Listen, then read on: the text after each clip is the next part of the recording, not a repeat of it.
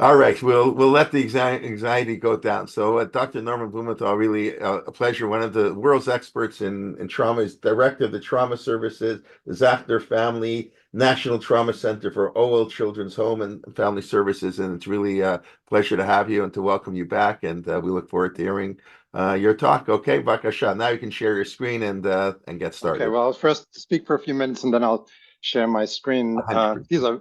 These are very hard acts to follow, and I'm very humbled by all of the presenters. Actually, I remember when I was growing up, the rabbi of my community used to begin his sermon with, "Before I speak, I want to say something." So before I speak, I also want to say something. First, I want to thank Rabbi Jay and Rabbi Ilana for organizing this. And it brings back fond memories of other times that I've presented. And you've really created a forum for which it's an honor to present in. I also want to acknowledge my friends, Michael and Marshall Lax, and was such inspiration to me. As I often mention to them, they made the same mistake my in-laws made. They allowed their daughter to marry a Blumenthal.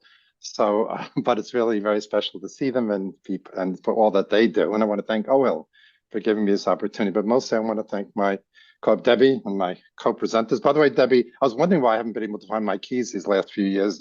Whenever you're ready, you can give them back to me maybe. But actually, all your very generous comments I'm reminds keeping me. them. I'm not giving them back. They're All right, so staying with me. our Don't worry door will about be it. unlocked. Yeah, it's okay. We've had about 6 robberies since then, but okay. The your comments remind me very much of the line of the great New York philosopher and theologian Yogi Berra, who said, "I never said most of the things I said." So I don't know if that's true here as well, but it really is truly humbling. I mean, listening to all of you, I feel so inadequate, and I hope that what I can talk about today will be a contribution. I was asked to speak about what's often referred to as vicarious trauma or secondary trauma, and are we all in this together? And what I'm going to do is I'm going to define through PowerPoint what secondary trauma is, vicarious trauma. And then I'm going to pose the question whether what we went through on this side of the Atlantic was secondary trauma or was it really primary trauma, but maybe not to the same extent. So it's just a question that I will pose, and I will talk about a very interesting sort of corollary to secondary trauma, which is secondary resilience, which very much speaks to what so many people have spoken about. So first I'm going to share my screen. Hope I have a grandchild by in case I blow it, but okay, seems to be going pretty well so far. I also hope that we'll have some time for questions at the end. Okay, let me just turn this into a slideshow. There we go. And play from the start.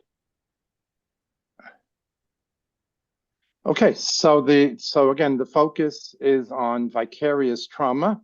Are we on this together? And so let me first define secondary or vicarious trauma. This is my own definition. Secondary vicarious trauma is the assault on the equanimity and perception of safety and predictability of the caretaker for a primary victim of tragedy. In other words, those of us who help people, like so many of the people who have spoken before, help the people who've been traumatized, or those who witness it remotely. In other words, those who read about the newspapers, see it on the internet, etc. The provider or viewer, in turn, experiences trauma. So in other words, the interesting thing about vicarious trauma is that even though it's secondhand, you experience it nonetheless. You experience a trauma of your own, not to the same extent, but you do experience a trauma. Let me just give an example. This is lessons learned from Newton. Newton is a town where the school, the San Diego school, there was a school shooting. And this is an article appeared in 2017, even though the school shooting was in 2012. In the days following the 2012 school shooting at Sandy Hook Elementary School, Newton, Connecticut, Police Chief Michael Kehoe would scream in his sleep, reliving the gruesome scene in his dreams. His relationship with his wife suffered because he ordered her around in an attempt to exert control, and he was racked with guilt. Studies show that 15% of police officers will develop post-traumatic stress disorder over the course of their careers, says John Violanti, research professor of the School of Public Health, University of Buffalo. About 1/3 of officers will develop some PTSD symptoms, he said. So these are examples of those who are directly helping the person. This, by the way, not surprisingly, is actually a Rashi in Chumash. So with the rishus of Rabbi Kelman and the other Rabbanim here. In the Shir it says Tipol Alehem Ematav Fachad. Two different expressions for fear. So Rashi says Tipol Alehem Ematal Rechokim Pachad Alakrovim. Fachad were the Egyptians themselves who were drowning. Emata were those who either witnessed it or read about it in the Moabite Times. Of course, my question on this when I teach my rabbinical students at Yeshiva University is, I would then, it should really say, Tipolhem Pachad ve'emata. The primary trauma is more severe. So this is the question I can leave hanging. If we have time, I'll give you my attempt to answer it. Now, there are two types. There's the immediate, which I alluded to, ambulance drivers, EMTs, police officers, firefighters, emergency room health providers. We heard from Ellie Beer. I mean, that was clearly an example of what's assumed for now secondary trauma, those people who went running to help. And then there's the ancillary secondary trauma, which is trauma therapists, later health providers, investigators, media, clergy, or those who read or hear about it or watch it on video recordings. So you can have much more immediate secondary trauma or more ancillary secondary trauma. So what are the symptoms of secondary trauma? So many of them actually resemble PTSD. And as Professor Brom, again, somebody I really love hearing all the time, alluded to, that most people do not develop PTSD. PTSD is rare, but you can have what was also sometimes referred to as post-traumatic reactions, which are intrusive thoughts, flashbacks, emotional ability, all that you've learned about already. So it resembles post-primary trauma, but more cumulative. Here's a very important point in terms of understanding secondary trauma. For primary trauma, the person who was in the vehicular accident, the person who was at the Nova concert, the person who was at the Kibbutz Berry, they obviously had a very incredible, very powerful traumatic reaction. For those who help, for those that say like myself and members of my team who go later and help out or who read about it or hear about it, it's each trauma is, each time we do that, we're traumatized, but it's a little trauma. It's not quite as severe, but it grows.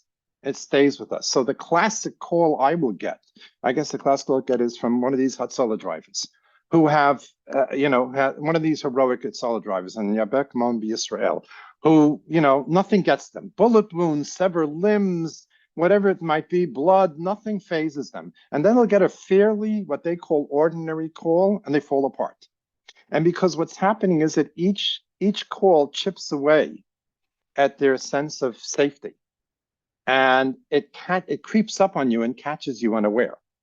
So even when we're here at this side of the ocean and we're reading articles and we're listening to the news, or if you've done what I did, like go to Israel on one of these missions, and you hear about it, each time you're getting a modicum of trauma, and it just builds up, and then there's one more piece and it gets to you. So that's very difficult, and that's what's so scary about it. And so that's why, for example, on our trauma team, we insist that whenever somebody goes on a trauma intervention, they have to come and talk to one of us, either myself or one of the other administrators in the program, because I'll call them. I'll say, we want to come in and talk about it. We say, I'm fine. And they do feel fine. What they're not aware of is it's catching up with them, and it could, as I said, could blindside them. So we try to act an ounce of prevention. This, by the way, is very important in terms of following the news from Israel. Well, actually, somebody gave me a very good template for that. The Gemara in the Nedarim says that asks when's the best time to visit someone who's sick, and they say in the middle 3 hours of the day.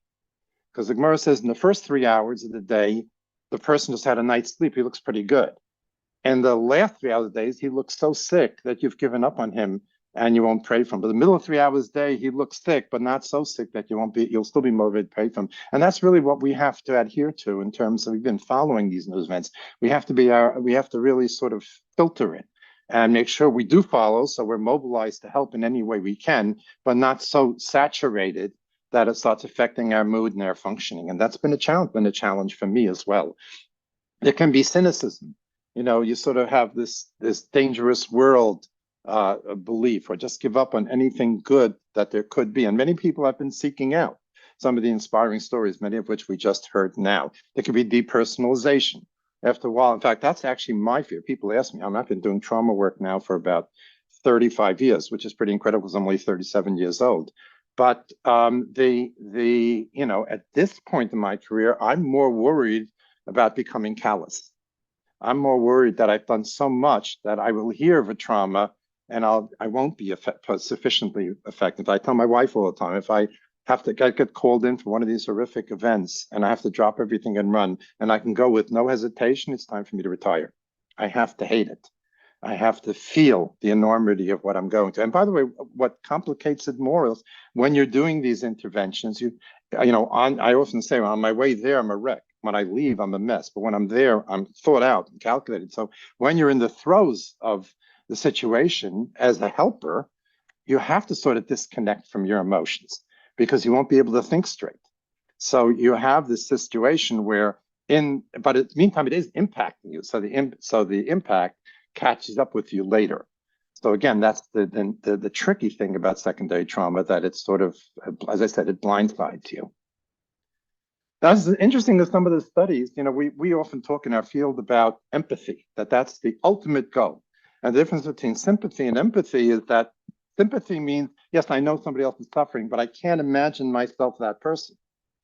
Empathy is really nosa ba'ol. You really put yourself in that person's place so you can experience it as if that person's experiencing it. And the interesting thing is that the studies find that if you have empathy without the opportunity to do something, it can lead to a lot of depression and fatigue and demoralization. So it's very interesting that if you have an activity to do, and I'm going to talk about that a little bit later, if there is something you can do, then the empathy helps. If you're sitting here on this side of the Atlantic and reading about it and hearing about it and hurting, and you can't do anything, you're better off being sympathetic than being empathic. So there's a room for compassion. They did the difference between empathy and compassion. The difference between compassionate but not necessarily empathic if you are immobilized. So again, that speaks to how important, you know, that while you're doing the assistance, or maybe even while you're reading, sometimes you have to kind of disconnect a little bit. So you understand and you feel bad, but you don't immerse yourself, because especially if you're then immobilized, then you can't do anything. So there is room for, as I said, sympathy as well as empathy. Here's just an example from an article. Okay, 1 second. Let me just get it. Here we go. Dr. John F. Raffensperger, emergency room pediatric surgeon in Chicago for the last 40 years, describes what happens psychologically when a patient is brought in following a shooting or stabbing. Blood everywhere, trying to stop it, trying to place the blood that has been lost. Will it help to split the sternum to get to the proximal artery? Is there enough time to save this child? After the surgery, the sadness catches up with you. And that's how secondary trauma works. Now, where does this come from? And so I'm going to create a scene for you. It really comes from a very positive thing, which is the need to bond or connect. So I'm going to create the following scene for you. You know, when we make weddings or bar mitzvahs, at least here in New York, until fairly recently, we had to put together seating at the wedding, let's say. And anyone who's done it, it's a huge undertaking. In fact, I remember my father, Alav Shalom, when first time he made a wedding, he said next time he makes a wedding, he's going to do the seating and then send out the invitations. But it's enormous. Now they're starting to get lazy and they'll say, you know, the family at this table, you know, the friends at this table, the social misfits at this table. So, but before that, this was, you really actually got to, and still used to occasionally get assigned a seat. So I remember when we made our weddings, we had what we called our Shar Yerakos table. These are the people that belong nowhere. You know, it was that third cousin who you wouldn't have invited except they happen to live in your neighborhood. The psychiatrist who sends you referrals and you owe him a favor, but he lives in a different town. The best friend you grew up with who now lives in Kiryat Arba and is coming in to be part of the wedding. So you put together this random table with different people. So suppose you're at a wedding and you get seated at this sort of random table and you're sitting next to you know, someone, and you introduce yourself. Hi, I'm Blumenthal. And I'm so-and-so. Where are you from? You know, Kiryat Arba. Now, what's going on in your head? In your head, you're thinking of everything or you know about Kiryat Arba. Oh, yes, I visited it once 10 years ago. Oh, yes, I have a third cousin who lives there. Or I remember reading about. Why do we do that? because we are by nature social. We want to bond, we want to connect. So when someone tells you something about themselves, we go through our data bank and try to find the common denominator, what we have in common. So therefore, that's in a way what happens when we read about the atrocities, hear about them, or see them, or when we are helping someone with those kind of who've been through these kind of trauma, we in a way feel the trauma ourselves. We either access our own experiences, as Debbie described beautifully before many others did, or we try to imagine ourselves in that person's place. So we then get traumatized. So it's really based on a very human piece of ourselves, and especially those of us in the helping profession, whether it's medicine or mental health or clergy. We self-select because we tend to be more inclined to do this kind of connecting. However, then in these situations, we get traumatized in turn. I mean, this is again, fathers in primitive cultures often have the symptoms of pregnancy when their wives are pregnant, sans baby. But again, it's that need to connect, that wish to connect. So it comes from a very kind of healthy place. And then there's another interesting topic, which could be a presentation of itself, which actually Naomi Baum from Israel has spoken a lot about, which is the shared traumatic reality. What happens when you're helping someone else and you're going through the same trauma? We had this very much during the COVID situation, and we have it now as well. We're all traumatized by what's happening. And when I have to either go to a school or a community or individuals who are reeling from the events that occurred these past few months, I'm reeling too. So it's not like I'm helping someone who had a trauma that I'm not going through. I'm in a way going through it as well. So, and certainly for those of you in Israel, so all the more so.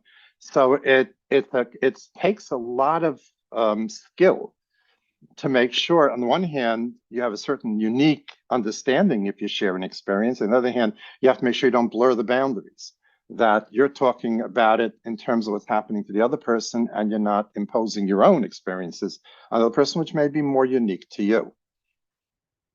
Or to quote, and do you share your own personal, as many information as Dr. Goldstein described earlier, how she shared her own personal information.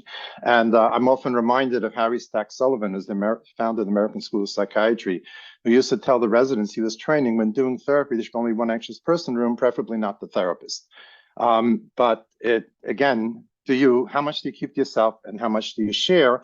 My standard is, first of all, where I am in the connection with the patient, and I make sure I process it with myself, sure that I'm sharing this for the patient, not because I need to get it off my chest. It may be beneficial secondarily to me, but I'm doing it for the sake of the person I'm trying to help. Here's a fascinating finding, which I think speaks again to what Debbie and many others spoke about before, which is police officers versus firefighters. And the police part got blurred out. Okay, but it's police officers, firefighters. I once had a conversation with the head chaplain of New York City Police Department, and she told me, I mean, she didn't give me studies, but she told me that police officers have much more secondary trauma than firefighters. And you'd wonder why. They're both exposed to much of the same kind of trauma. So why would that be? And she explained it to me that in a typical police precinct, one squad car goes to this trauma, one squad car goes to this one, another one goes to this one. In the fire department, they go together as a unit and they come back to the firehouse as a unit. So they have a kahila, they have each other. And therefore they have less secondary trauma. And again, it speaks to what we're trying to do here in terms of sharing this and living through it together as a community, which helps with the trauma. So then let me tell you a little bit, everybody's been so personal, so I'm going to share my own. I want to talk to you about what I went through, and again, it's nowhere nearly what many other people did, but during October 7th, and lessons I've learned since then. So of course, I was in Montreal. We were in Montreal visiting our children. And of course, Shabbat, we heard the dreaded news. We were in a shul with a lot of shlichim from Israel. Many of their phones were ringing off the hook. They were trying to mobilize them. So we heard pretty quickly what was going on, and it was, of course, dreadful. We were just all shocked beyond belief. And of course, we keep 2 days. So Matzah Shabbat was still Chag, so I wasn't able to access any the internet or the phone, etc. And that night, I was wondering, will I be able to go to sleep? I was so distraught. And I did, but I had a very interesting dream. I had a dream that night that I was supposed to present a patient at a conference. And I was taking the patient with me to the conference to present him. And this wouldn't be, we wouldn't do that. But again, a dream does have to adhere to reality. And while we were driving midway, or in the middle of a forest, actually, and it was a real patient in my practice, he told me he doesn't want to do it. And he made me stop the car and he got out of the car. So now I didn't have the patient to present. So I drove back to my office. I figured, let me pick up my notes about this patient. And of course, I walked in my office and all my patients' notes are strewn all over the desk. Again, this wouldn't happen today. Everything's on the computer. But I'm rifting through papers looking for this patient. I can't find his notes. Then I look up at the clock and I see that I'm supposed to present in an hour, and the conference is an hour away, and I don't have my notes and I don't have the patient. And of course, I wake up and my heart is pounding, as you often do from an anxiety dream, and it takes a few seconds to realize that this wasn't reality. And so I was up already, so I started thinking about it, and I realized that here, this terrible thing is happening. This terrible thing's happening to Israel, to my people. And I can't do anything. Again, it goes back to what I was talking about before with the compassion and the empathy.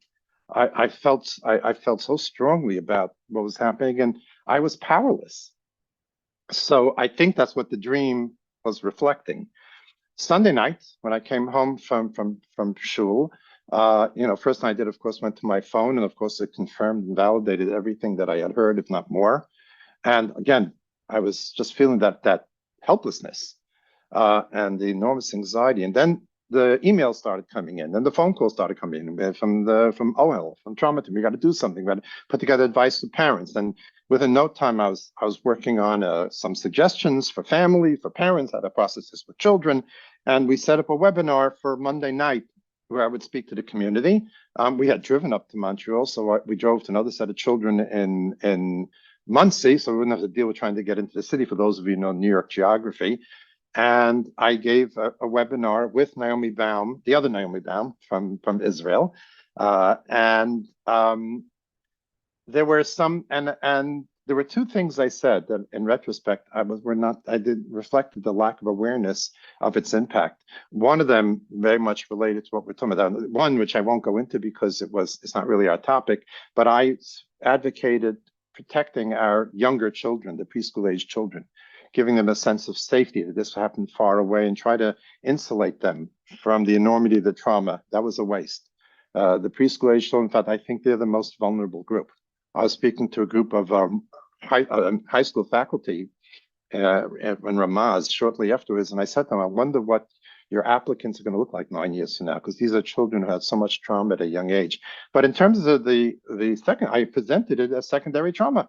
After all, we weren't traumatized. We're hearing about it. We're reading about it. And this was before the upsurge of anti-Semitism that we've seen. And I slowly started realizing, talking to people in schools and shuls, that wasn't the case. The reaction of the people here really very much more resembled primary. It smelled more like primary trauma than secondary trauma. So it made me think, like, why? This is really technically secondary trauma. And I have three explanations. Maybe fourth, if we factor in anti-Semitism. But one is, first of all, only 1 to 3 generations removed from the Holocaust. And again, Rabbi Perez described aptly that how it was a deliberate attempt to reenact the Holocaust, and much of the anti-Semitic protests are referencing the Holocaust. So and this was, again, Jews singled out for all these atrocities. So I think it gave it more of an immediacy. The enormity of the atrocities. This was just, again, if you have to take it in bite-sized portions because it is so traumatic. But even when I was there, hearing from survivors, and it's really, there are no words for it. And then one more thing is, we have internet, we have social media, and it comes to you in a very graphic way, and it comes to you immediately. It's not like you're getting the news 24 hours later on newsprint. You're seeing it and you can witness it almost immediately, whatever's going on, and in very realistic sense. So I think this also made it more primary trauma. And then, of course, now, as time has gone on, the meteoric rise in anti-Semitic incidents, and then the viciousness of those who are advocating, the pro-Palestinian protesters, has made it very much on our own very doorstep. So I'm starting to think now that maybe we, with regard at least October 7th, and maybe in general, we have to look at it not as primary trauma, secondary trauma, but different gradations of primary trauma. Because I think many of us here in Galot, here in the United States and in Canada and all throughout the world, are really been primarily traumatized. Obviously, not to the extent that the Israelis have, and one more difference being that the Israelis have much more opportunity to take action to prevent it, or to, even if you want to look at it as retaliating against it, whereas we're much more limited in how much we can do. And in that respect, it's probably even harder here. We can't grab a gun and go to the front. We can't, so it makes it even a little bit more traumatic because our hands are tied. And then again, try to end on a more positive note. And I think I'll have a few minutes for some questions. Accompanying, sometimes people ask me how I said I've been over 30 years, I'm doing trauma work and grief work. They've asked me, how can you do this? What isn't, how can you do this kind of work? And one of the answers I give them is, I don't just see trauma. I see tremendous resilience. I see unity. I see incredible faith. I've worked a lot with parents who've lost children, as was alluded to earlier, and I was once speaking to a group of parents who lost children, and I said, over all the years I've worked with hundreds of such parents, the number that went off the derech I can count probably in the finger of one hand, and they were teetering on the brink even before the tragedy. And I remember afterwards, a Hasidic woman comes to me and says, "Why are you so surprised?" Well, where else are we going to turn? So I've seen incredible resilience, strength, and faith, and this has, in a way, balanced the tragedy and misfortune that I'm exposed to. So this is an article, if you want, you can access it. It's in Family Process, where they actually were in Colombia studying survivors of massacres and other kinds of, horrible tragedies, and how that witnessing their strength and their resolve was ennobling for the people who were there to help. I'll just, cite the quotation here. After working with people who have suffered these kinds of problems, your definition of a problem changes. What helped was that I always found a person or a group of people who showed balance in approaching their interactions in difficult situations. This helped me overcome my fears. I could trust them and I could learn how to handle these difficult situations. This work generates a positive change as you generally may become more resourceful, less fearful, more dynamic, more resolute, more active, and eager to question yourself permanently. When you witness someone with something like a kidnapping, you question why you don't cope better with your own losses. In other words, you develop your potential. And this has been so much about what people have spoken about, is that we're not only seeing such, unprecedented, at least in our generation, atrocity, but we're seeing such unity and strength, et cetera. And we have to take that in as well. Those of you who know me, I can't resist without at least incorporating one cartoon. So the guy says, the air I breathe is filthy, my food is poisoned, my automobile is a gas-guzzling behemoth, my school taxes have doubled, the Internal Revenue Service plans to take the fillings out of my teeth. My wife is 53 and pregnant, my dog bit a lawyer's kid. My son steals, my mother-in-law is a communist, my daughter ran off with a fink, and now you tell me if I don't back up and have the right of way, I'll be in trouble. Again, it's all about perspective. I think I have a few minutes, if I'm not mistaken, so I can take some any questions, rebuttals, or let me just check the chat that there's something I need to hold on. I don't think there are any questions in the chat, but if anybody wants to unmute themselves, then bakasha. Yeah. But thank you very much. Really fascinating presentation. All the presentations have been, it's really quite amazing. But any questions, comments? Oh, okay, good cartoons. Okay, yes. And okay.